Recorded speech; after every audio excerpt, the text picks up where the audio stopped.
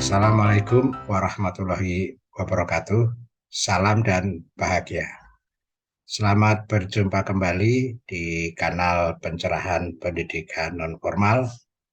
Seperti sudah saya sampaikan pada video sebelumnya, saya menjanjikan akan menjelaskan mengenai struktur kurikulum program paket C pada kurikulum Merdeka.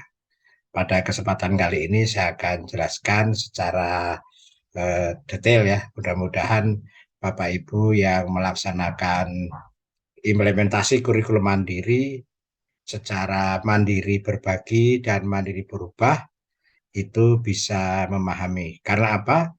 Teman-teman PKBM dan SKB yang menggunakan mandiri berubah dan mandiri berbagi atau masuk kategori mandiri berubah dan mandiri berbagi itu sudah menerapkan struktur kurikulum Merdeka.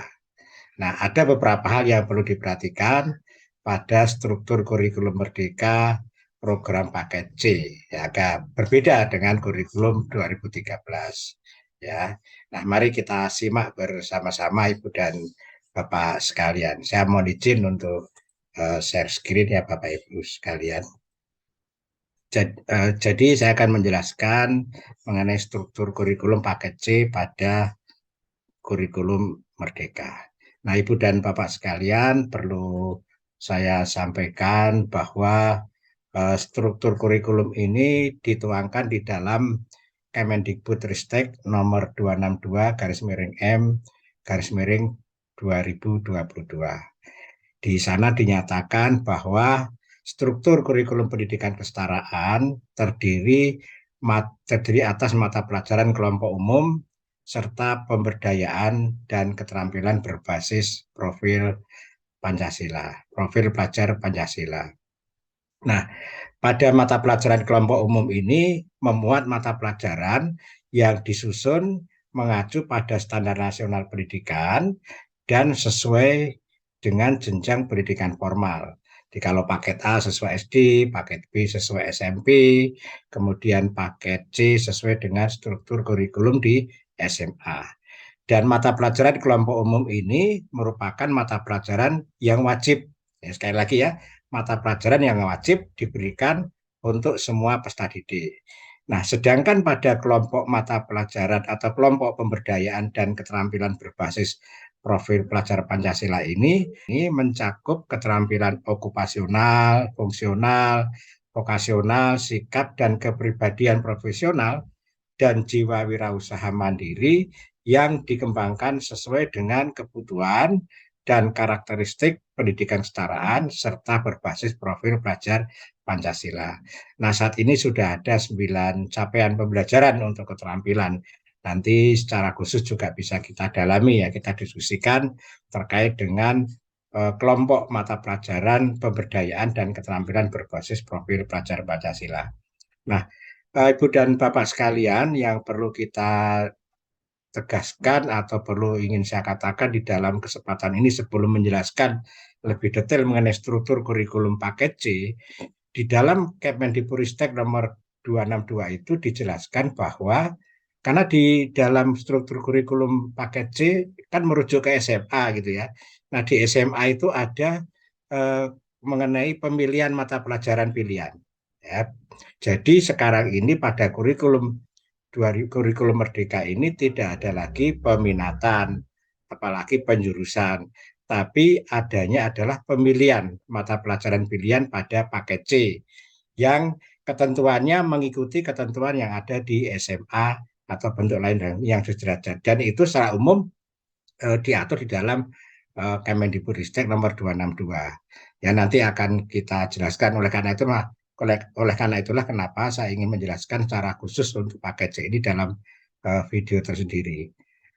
Kemudian muatan pelajaran kepercayaan untuk penganut kepercayaan kepada Tuhan Yang Maha Esa dilaksanakan sesuai dengan peraturan perundang-undangan yang mengatur mengenai layanan pendidikan kepercayaan kepada Tuhan Yang Maha Esa.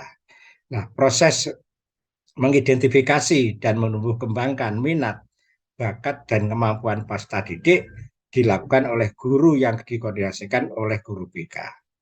Nah, jika ketersediaan guru BK belum mencukupi, maka koordinasi dilakukan oleh guru lain. Nah, ini nanti menjadi eh, penting Bapak Ibu ketika nanti akan melakukan pemilihan mata pelajaran pilihan, menentukan jenis keterampilan yang akan ditempuh oleh peserta didik. Nah, ini perlu proses mengidentifikasi dan juga barangkali pada kegiatan-kegiatan ekstrakurikuler, kegiatan-kegiatan mata pelajaran lokal dan lainnya. Ini struktur kurikulum paket C, Ibu dan Bapak sekalian, merujuk dari Kepmen 262 tahun 2022 atau Kepmen 262 garis miring M tahun 22. Nah, di sini untuk paket C itu ada dua fase. Fase E di kelas 10 gitu ya. Kemudian fase F di kelas 11 dan 12. Kemudian ada kelompok mata pelajaran umum yang terdiri dari pendidikan agama, mulai dari pendidikan agama dan budi pekerti, mulai dari agama Islam, agama Kristen, agama Katolik, agama Buddha, agama Hindu, kemudian agama Konghucu. Nah, jadi tadi ada ketentuan, barangkali ada yang menganut kepercayaan itu diatur sesuai dengan peraturan perundangan yang berlaku. Nah, kemudian juga di kelompok mata pelajaran umum ini ada pendidikan Pancasila, bahasa Indonesia, matematika, bahasa Inggris gitu ya. Nah, kemudian ada IPA, ilmu pengetahuan alam. Dan ilmu pengetahuan alam ini terdiri dari fisika, kimia, biologi. Kemudian ada ilmu pengetahuan sosial, yaitu meliputi sejarah, ekonomi, geografi, dan sosiologi. Kemudian ada mata pelajaran sejarah, ya. Kemudian ada mata pelajaran PJOK, pendidikan jasmani, olahraga dan kesehatan. Kemudian ada mata pelajaran seni, ya. Nah, pada kelompok B ini ada 17 mata pelajaran. Nah, bagaimana nanti memilihnya itu nanti akan saya jelaskan secara terinci. Nah, kemudian ada boleh jadi ada muatan lokal. Nah, baru kelompok C itu ada mata pelajaran kelompok pemberdayaan dan keterampilan berbasis profil pelajar Pancasila yang terdiri dari pemberdayaan dan keterampilan. Yang menarik Ibu dan Bapak sekalian ya, yang menarik adalah di sini ada tanda bintang. Bintang 1, kemudian ada bintang 2 gitu ya. Ini IPA dan IPS bintang 2, kemudian sejarah bintang 3 gitu ya. Nah, kemudian ada bintang 4. Di bawah ini sudah ada penjelasannya. Ini semuanya tertuang di Kemendikbudristek 262 itu. Nah, bintang 1 ini diikuti oleh peserta didik sesuai dengan agama yang dipeluk gitu ya. Sesuai dengan agama yang dipeluk. Kemudian untuk bintang 2 ini IPA dan IPS ini bintang 2. Ini tolong hati-hati ya Ibu dan Bapak sekalian. IPA itu dan IPS itu diberikan di kelas 10 fase F. Jadi mata pelajaran IPA dan mata pelajaran IPS itu hanya diberikan di kelas 10. Yang perlu dicatat adalah nanti di dalam capaian pembelajaran itu tidak akan Bapak Ibu tidak akan menemukan CP IPA di fase E. Ya, sekali lagi ya, Bapak Ibu tidak akan menemukan CP IPA di fase E. CP IPA dan CP IPS itu hanya ditemukan di fase D. Kalau di fase sebelumnya di SD itu kan IPAS, bukan IPA dan IPS tapi IPAS. Nah, bagaimana dengan mata pelajaran IPA dan IPS di fase E? Nah, IPA di fase E ini memang mata pelajarannya berjudul IPA, tapi CP-nya diambil dari CP Fisika, CP Kimia, dan CP Biologi. Ya, sekali lagi ya, jadi CP untuk pelajaran IPA itu diambil dari Fisika fase E, Kimia fase E, dan Biologi fase E. Begitu juga yang IPS, ilmu pengetahuan sosial, diambil dari CP mata pelajaran sejarah fase E, CP mata pelajaran ekonomi fase E, dan CP mata pelajaran geografi fase E, dan CP mata pelajaran sosiologi di fase E. Nah, ini bintang 2-nya. Nah, kemudian bintang 3 ini sejarah. Sejarah itu diberikan pada kelas 11 dan 12 fase F. Artinya apa? sejarah ini bukan mata pelajaran pilihan pada fase F. Sejarah ini seperti bahasa Inggris, seperti matematika, seperti bahasa Indonesia, seperti pendidikan Pancasila dan pendidikan agama budi pekerti, itu menjadi mata pelajaran wajib yang diberikan di fase F. Begitu juga PJOK dan seni ya. Jadi sejarah itu merupakan mata pelajaran wajib bersama-sama dengan kelompok mata pelajaran umum yang lainnya, gitu ya.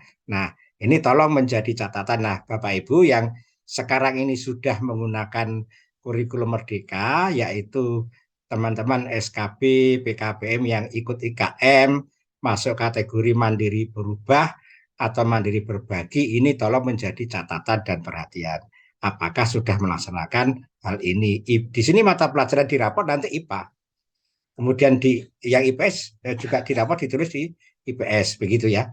Nah, kemudian untuk mata pelajaran pilihan ini ada 17 ya, ada 17 dan ini nanti ada ketentuannya. Bagaimana menentukan. Nah, bagaimana memilih untuk mata pelajaran pilihan ini Bapak Ibu sekalian?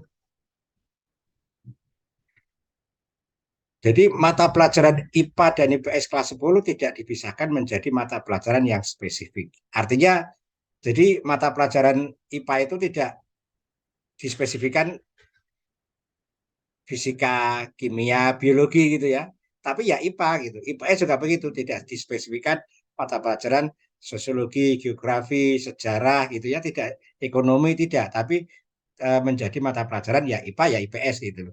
Jadi tidak dipisahkan. Tapi dalam mengorganisasikan mata pelajaran IPA dan IPS pada kelas 10 atau di fase E bisa mengajarkan secara satu terintegrasi. Ya.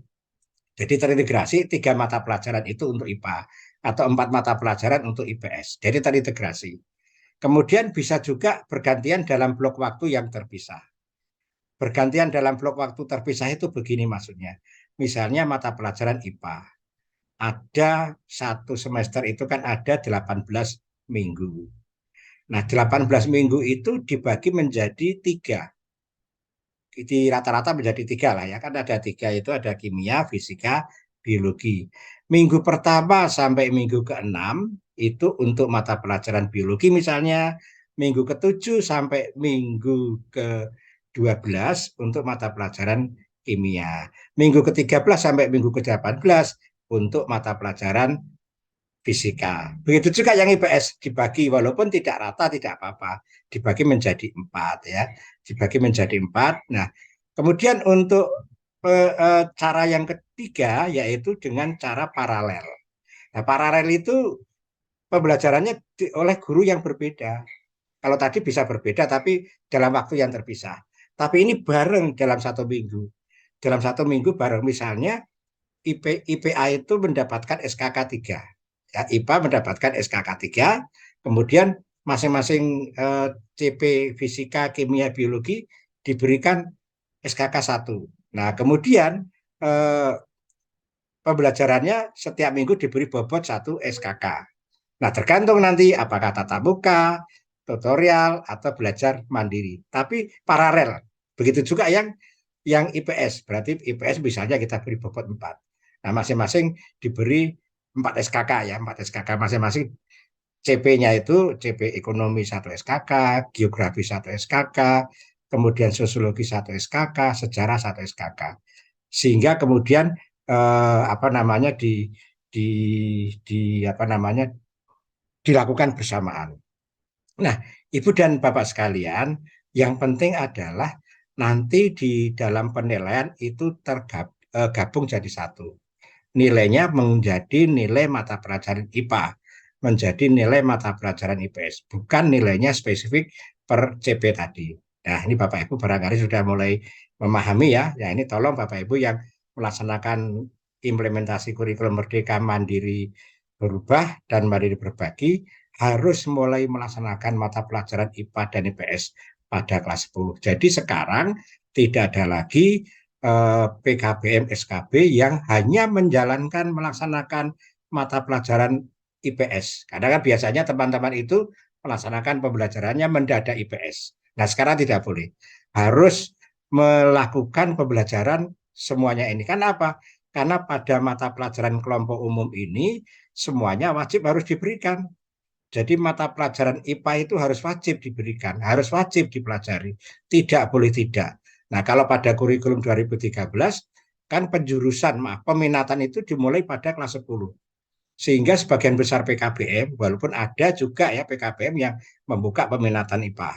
Tapi mulai kelas 10 langsung membuka mata pelajaran untuk jurus peminatan IPS misalnya, untuk peminatan IPA.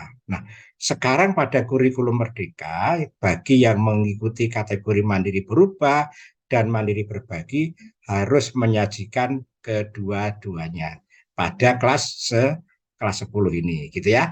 Nah, bagaimana pemilihannya Bapak Ibu sekalian? Jadi pada fase F, pemilihan ini dilakukan pada fase F ya. Pada fase F kelas 11 dan kelas 12. Jadi pada fase F itu ada mata pelajaran kelompok umum ya, pada mata pelajaran kelompok umum dan ada mata pelajaran kelompok pilihan. Ya tadi ini yang apa namanya yang di sebelah kiri tadi kan ada mata pelajaran kelompok umum. Ini wajib. Nah, sedangkan mata pelajaran pilihan itu mata pelajaran eh, yang apa namanya dipilih oleh setiap peserta didik. Tapi ada ketentuannya, ya ada ketentuannya. Ketentuannya begini Bapak Ibu sekalian. Setiap SMA atau MA atau bentuk lainnya sederajat dalam hal ini pendidikan kesetaraan yang menyelenggarakan program paket C setingkat SMA kan. Nah, ini wajib menyediakan minimal 7 mata pelajaran. Jadi setiap satuan pendidikan, baik itu SMA, MA, PKB, MSKB, itu wajib menyediakan 7 mata pelajaran dari 17 mata pelajaran kelompok pilihan ini. Nah, di sini ada biologi, kimia, fisika, informatika, matematika lanjut. Kenapa disebut matematika lanjut? Karena nanti di kelompok umum dia juga belajar matematika, kemudian sosiologi, ekonomi, geografi, antropologi, bahasa Indonesia tingkat lanjut dan bahasa Inggris tingkat lanjut. Kenapa disebut tingkat lanjut? Karena di kelompok umum juga diberikan. Jadi kalau dia memilih bahasa Indonesia tingkat lanjut berarti nanti di sini CP-nya berbeda, sifatnya lanjutan. Begitu juga untuk bahasa Inggris. Kemudian ada pilihan bahasa Korea, bahasa Arab, bahasa Mandarin, bahasa Jepang, bahasa Jerman, dan bahasa Perancis. Nah, kalau misalnya kita tidak menyajikan 7 mata pelajaran, ini mungkin akan menjadi repot bagi satuan pendidikan. Karena boleh jadi ada satuan pendidikan yang tidak mampu menyediakan gurunya, tidak mampu menyediakan tutornya. Sehingga ketentuan yang pertama adalah satuan pendidikan PKBM, SKB diminta menyajikan 7 mata pelajaran, minimal 7. Lebih boleh, minimal 7. 7 dari 17 ini. Tentunya tidak bisa lagi memilih sejarah. Kalau Bapak Ibu biasanya menyelenggarakan pakai GPS kan pasti ada sejarahnya ya. Nah, sekarang sejarah di fase F itu bukan lagi pilihan, tapi wajib. Nah, yang biasanya memilih atau menyelenggarakan pakai GPS yang masih tersedia itu sosiologi, ekonomi, geografi. Nah, padahal Bapak Ibu harus menyajikan 7. 7 itu wajib disajikan ke peserta didik untuk dipilih. Nah, peserta didik nanti memilih 4 atau 5 mata pelajaran. Berarti yang biasanya IPS itu mesti rata-rata nih maaf ya, saya mengasumsikan yang biasanya IPS kan menyelenggarakan sosiologi, ekonomi, geografi. Nah, sejarah sudah diambil di kelompok umum dan disajikan wajib. Berarti peserta didik itu akan memilih 1 di antara 7 yang lain. Kalau dia milih 4. Kalau dia milih 5 berarti akan memilih 2 lagi di luar sosiologi, ekonomi, geografi ya. Jadi sekali lagi Bapak Ibu nanti diminta untuk menyajikan 7. Nah, inilah tadi yang dalam keterangan sebelumnya saya katakan harus ada guru atau tutor yang mengampu seperti guru BK untuk mulai sekarang ini Bapak Ibu, mulai semester ini sudah mulai diidentifikasi peserta didik itu minatnya kemana, bakatnya kemana, sehingga Bapak Ibu ketika menentukan 7 mata pelajaran ini memang benar-benar sesuai minat dan kebutuhan belajar peserta didik. Jangan sampai memilih 7 ini karena kita mampunya 7 untuk gurunya. Itu juga boleh menjadi pertimbangan. Tapi yang pertimbangan terpenting adalah minat dan kebutuhan belajar peserta didik. Tugas satuan pendidikan untuk menyediakan gurunya. Ya, jadi pertama kali perlu diidentifikasi. Karena yang ikut IKM pada tahun 2022 nanti akan menyelenggarakan pada tahun ajaran depan, mulai sekarang harus sudah mulai di dirintis ini, sudah mulai dipersiapkan ya. Bagaimana mengidentifikasi peserta didik minat dan kebutuhan belajarnya untuk menentukan 7 mata pelajaran. Dikombinasikan dengan ketersediaan guru atau tutor yang ada di satuan pendidikan. Itu ya Bapak Ibu sekalian. Jadi krusial poinnya itu ada di situ Bapak Ibu sekalian untuk apa namanya? Untuk pemilihan mata pelajaran pilihan. Jadi sekali lagi peserta didik wajib maaf, satuan pendidikan wajib menyediakan minimal 7 mata pelajaran ya. Sekali lagi, satuan pendidikan wajib menyediakan minimal 7 mata pelajaran yang pilihan yang dari 17 tadi. Nah, kemudian setiap peserta didik itu memilih 4-5 mata pelajaran dari kelompok mata pelajaran pilihan yang diselenggarakan oleh satuan pendidikan sesuai minat, bakat, dan kemampuan peserta didik kelas 10. Jadi juga harus dipertimbangkan prestasi di kelas 10 seperti apa gitu. Bapak Ibu sekalian, saya kira sudah jelas, mudah-mudahan bisa dipahami. Kalau Bapak Ibu belum jelas, silahkan tulis di kolom komentar. Saya kira demikian. Kalau ada kekurangan, mohon maaf yang sebesar-besarnya.